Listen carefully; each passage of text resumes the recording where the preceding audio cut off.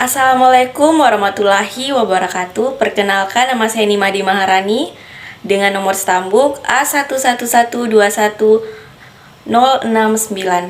Baiklah, di sini saya akan menjelaskan permasalahan yang dihadapi dalam upaya pembinaan dan pengembangan bahasa Indonesia. Yang pertama, masih rendahnya sikap positif berbahasa Indonesia di masyarakat penutur. Seperti masyarakat masih kurang menggunakan bahasa Indonesia yang sesuai dengan kaidah kebahasaan.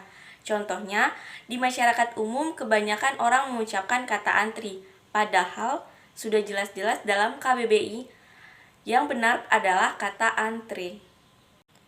Yang kedua, masih banyak kosakata atau istilah yang kurang populer dibandingkan bahasa asingnya.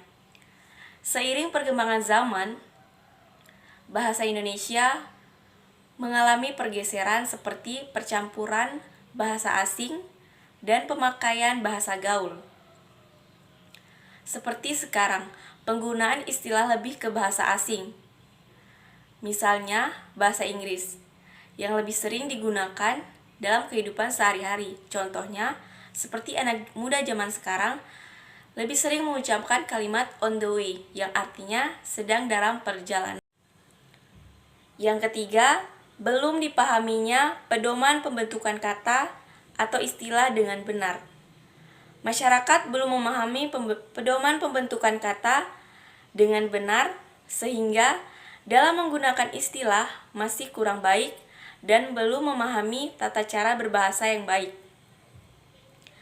Orang mungkin mengalami kebingungan dalam pembentukan kata atau istilah yang benar, terutama ketika mereka mencoba untuk mengkombinasikan beberapa kata dalam bahasa Indonesia. Misalnya, penggunaan kata data center yang seharusnya diterjemahkan menjadi pusat data atau pusat informasi. Yang keempat, rendahnya kemahiran membaca.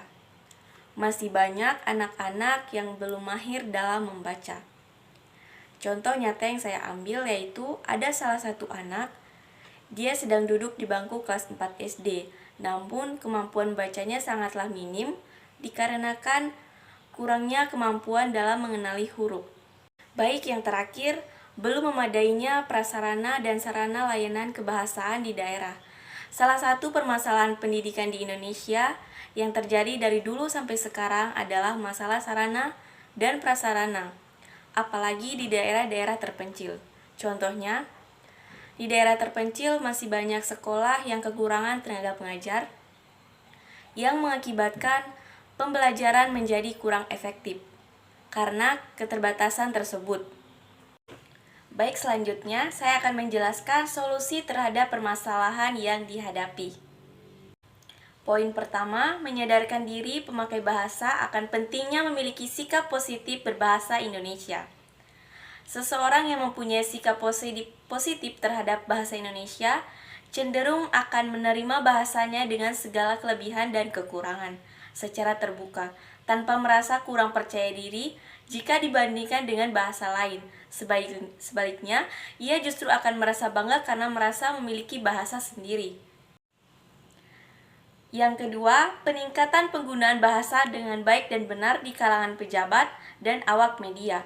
Penggunaan bahasa Indonesia oleh insan media juga perlu dicermati karena memiliki masa mempunyai peran penting dan strategis dalam pembinaan bahasa. Melalui bahasa, media massa dapat menyajikan berbagai macam berita dan ilmu pengetahuan kepada masyarakat.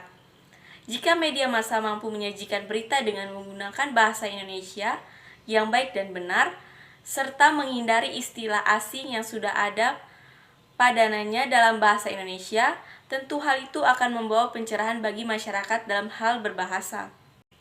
Yang ketiga, menghilangkan rasa malu dan enggan dalam menggunakan bahasa Indonesia yang baik dan benar. Sebagai warga negara Indonesia, sebaiknya kita harus lebih mengutamakan menggunakan bahasa Indonesia agar bahasa kita tidak tenggelam, karena pada zaman sekarang maraknya bahasa asing yang masuk di Indonesia dan sering digunakan dalam kehidupan sehari-hari.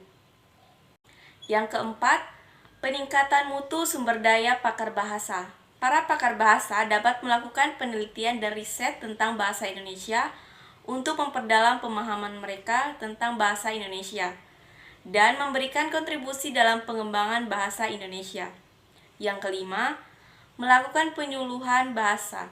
Penyuluhan bahasa Indonesia dapat dilakukan untuk membantu seseorang meningkatkan kemampuan berbicara bahasa Indonesia. Hal ini dapat berguna bagi mereka yang ingin berkomunikasi dengan orang Indonesia atau ingin meningkatkan kemampuan berbicara dalam kegiatan. Baik, yang terakhir, menjadikan lembaga pendidikan sebagai basis pembinaan bahasa. Menjadikan lembaga pendidikan sebagai basis pembinaan bahasa bertujuan untuk menciptakan lingkungan yang kondusif dalam memperkuat penggunaan bahasa bagi siswa atau peserta didik.